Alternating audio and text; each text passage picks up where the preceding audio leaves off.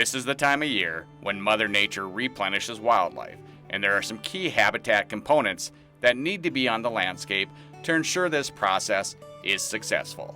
If you take a look at the habitat behind us here, you can see that it's kind of a combination of some of last year's growth with this year's new growth in there as well. It's providing that undisturbed cover for a lot of grassland birds, a lot of our pheasants, grouse, ducks, waterfowl. Game and Fish receives questions from landowners each year on how to improve wildlife habitat on their property. They're able to plant some habitat, some permanent cover out there. That's always one of the main components that wildlife need. This time of the year they need a lot of nesting cover and fawning cover. Grazing on grasslands can also be beneficial for wildlife.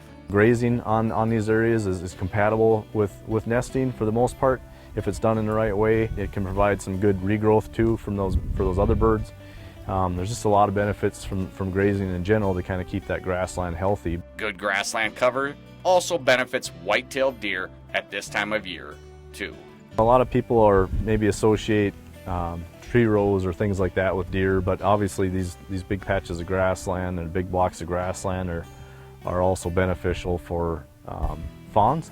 This time of the year the does are seeking out those areas for bedding cover and for fawn, places to drop their fawns. Private land open to sportsman acres are popular for hunters in fall, but those acres also play an important role in spring and summer as well. A lot of hunters probably associate plots with fall hunting. Plots are producing wildlife all throughout the year.